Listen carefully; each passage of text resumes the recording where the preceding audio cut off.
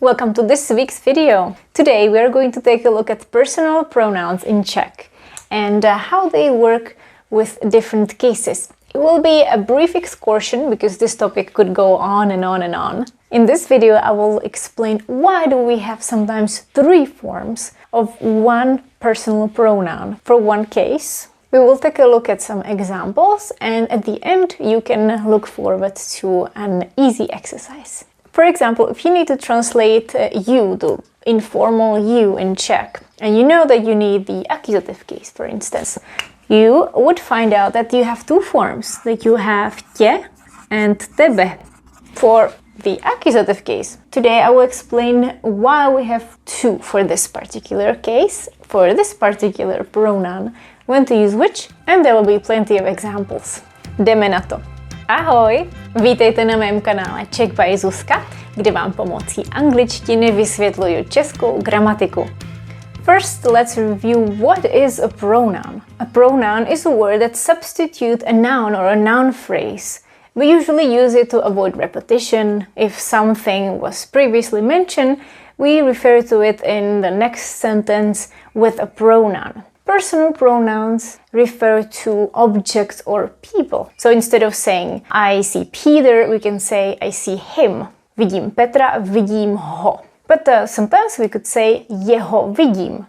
So when can I use ho and when jeho in this case? When you look at these study tables, which are part of my ebook Just in Case, on page 32 you will find this table. This table shows you all the pronouns, the personal pronouns in different cases. Sometimes personal pronouns can have three forms. Not all the pronouns and not in all the cases, but sometimes, like for example, you see genitive, dative, accusative and instrumental, they have all kinds of forms. This is because we can have a so-called short form, because it's usually shorter. That's when you have a verb, just like when you say vidím ho, I see him.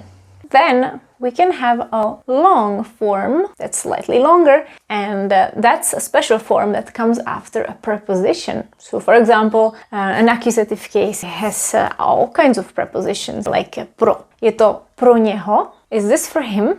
So you notice we have něho now. Or we can have a long form which is used for emphasis. That's when it's usually at the end of the sentence or at the beginning of the sentence, sometimes isolated, there is no verb, or it's further from the verb. That would be the case for jeho vidím. You want to emphasize him I see him, and then you are implying other people I don't see, or I don't see the other person.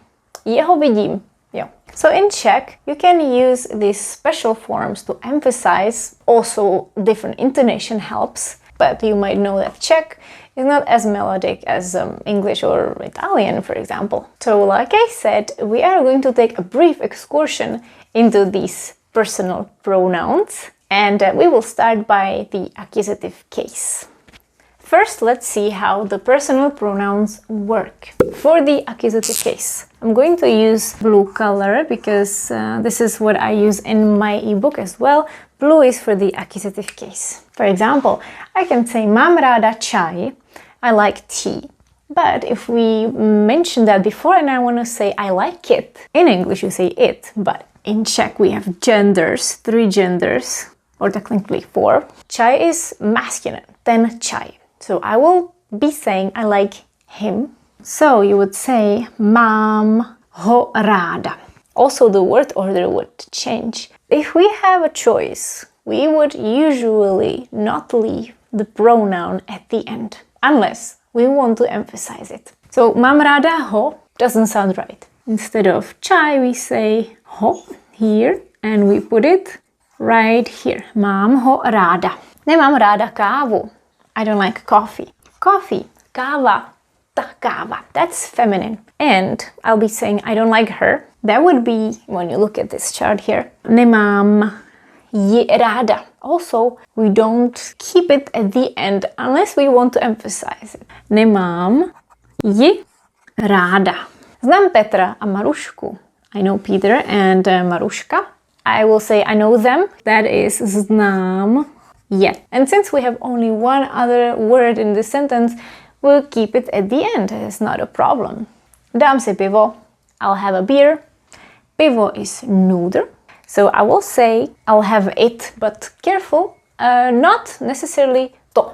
To is neuter. We usually use to when we refer to a situation, something where the gender cannot be that easily determined, like a situation, or something that was previously said, so we say it.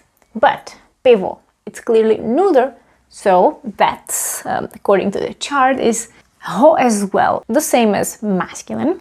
Dám si ho. We keep it at the end here because dám si should not be separated in this sentence. So these are the short forms. Those are the ones that appear with a verb. There's no emphasis. So we saw example A of the short forms. Now let's see how the prepositional form would work. Now, examples with prepositions. Čekám na Petra. I am waiting for Peter. The preposition is here, and this is the form in the accusative case. Petra. I want to say I'm waiting for him. I cannot say čekám na ho because look at the chart. We have to say čekám na něho nebo něj. We have two options here. Both are correct. Both are equally used. Now, next one is ta knížka je pro Marušku. Pro Marušku. The preposition is here. Pro. This book is for Maruška. According to the chart, this would be ta knížka je pro ni. Short I. Ni. So also when you look at the chart and see other cases, you will see that the third person, singular and plural, are usually the ones that are more challenging because they usually have three forms. Those are the ones that differ when there is a preposition. They always start with an N. So watch out for the third person. So if I wanted to say in the accusative case, this is for you, I would say tohle je pro, and then which form? Tebe or tě? Tebe. I has one form. Or technically two. Okay, in the chart I only used one. The other one is archaic, is not so used anymore, but I can tell you as well because someone on YouTube asked about this. For ja we have mě. Whether there is a preposition or if you want to emphasize it, when it's after the verb, it's just one. And the formal and quite archaic alternative is mne. Mne without the háček. I didn't forget to put it there. Mně or mne. We use mně all the time. To je pro mě. Is this for me? Or it could be more archaic and I could say to je pro mne. Not so many people would say that. It's the same for the genitive case as well. Je to ode mne. Ode mě, ode mne. So I would put this one in parentheses. Now, the third category, where we want to emphasize the pronoun. We also change word order for that. And because we do that, the pronoun would not come after the verb. So for example, Petra nevidím. I don't see Peter. Literally, Peter, I don't see. Peter, I don't see him. Meaning, oh, I don't see Peter, but I see his friend, Maruška. So we want to emphasize, oh, Peter, I don't see. And we would use jeho. Jeho nevidím. Jeho nevidím. Special form to emphasize this. It doesn't have to be at the beginning. We could also have this form and use it at the end. Nevidím jeho. You would also change the intonation a little bit, maybe. A nevidím jeho. This could be confusing because you probably are asking, jeho is also his. Isn't this confusing? It could be confusing for learners, for native speakers, or if you know the language, at least a little, you would not be confused because jeho has to appear with a noun like jeho psa, his dog. Or it would have to be clear from the previous sentence. But here it's clear that we're talking about him, not referring to anything like his. And another example, rodiče nehledám. I'm not looking for my parents because they're here. I'm looking for my sister. Rodiče nehledám. According to the chart, we would say je. Je nehledám, which is the same form as if it was after the verb. That's the tricky part. Sometimes there are only two forms, sometimes it has one form, sometimes three forms. And je, of course, also means is, but here it means them. Them I am not looking for. If je is a verb, then it should not be next to another verb. By the way, you can find this information on page 55 in Just in Case.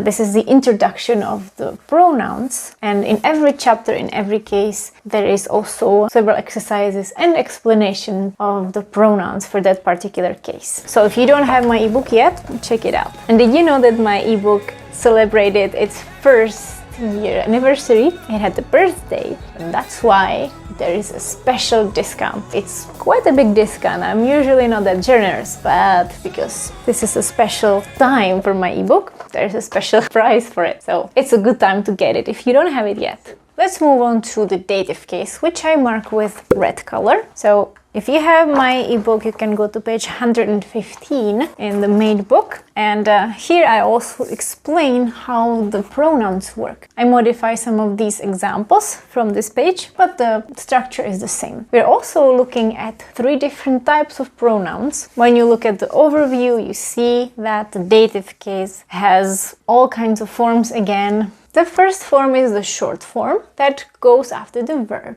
or right before when we don't emphasize it. So, dej mi to, give it to me. We're using the short form, which is mi.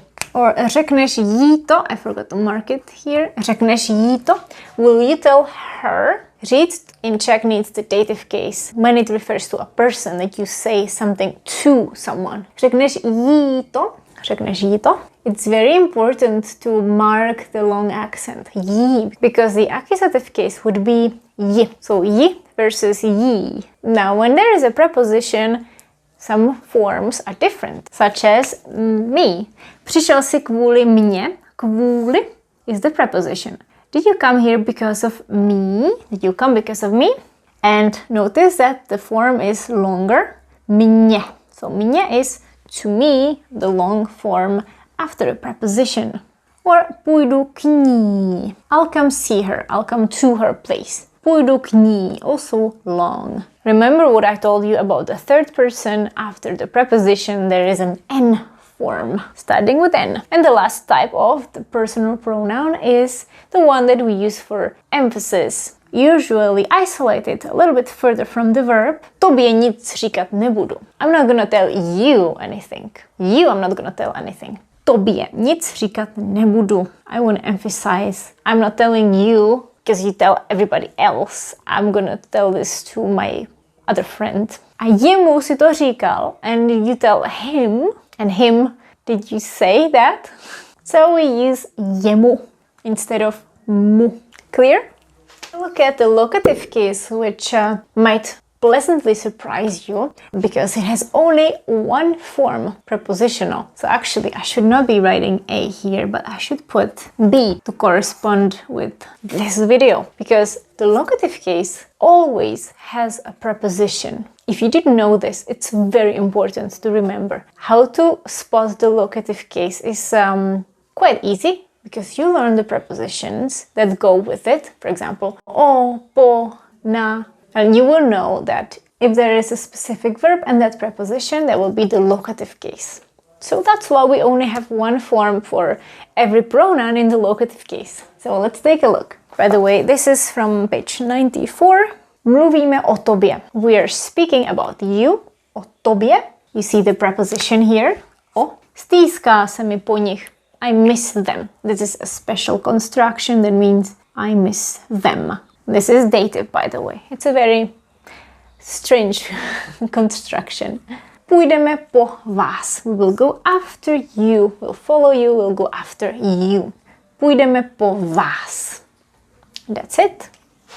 And now it's time for a short exercise. I didn't cover the instrumental case or the genitive case. They work on the same principle. They also have 3 possible forms for some of the pronouns, as you can see from this chart. So I'm going to leave this table here for you so you can work with it. And there is an exercise that we are going to work with. It's a mixture of cases. This exercise includes the cases that I talked about, plus also the instrumental case, which I will help you with. The instrumental case, as you might know, typically appears with the preposition s, with, or also expressed by the phrase by in English, and in Czech that usually doesn't even translate as preposition. So there are these specific verbs that take the instrumental case and there is no preposition.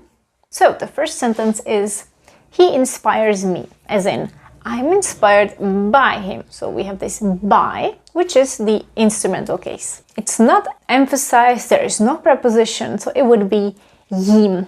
Inspiruju se jím. Second sentence, I'll go there with him. There is a preposition with s, so we need the prepositional form. Půjdu tam s ním. I did it for him. Udělala jsem to pro. Pro takes the accusative case. And it's a preposition, so we use this prepositional form and it would be něho or něj. Udělala jsem to pro něj. Udělala jsem to pro něho. Number 4. We didn't see him. See takes the accusative case. It's right next to the verb, so it would be neviděli jsme ho. Next one. He is not the one who's bothered. It doesn't bother him. This is the dative case. The verb vadit takes the dative, and we want to emphasize it here. You see, it's at the beginning of the sentence. So it would be jemu. Jemu to nevadí.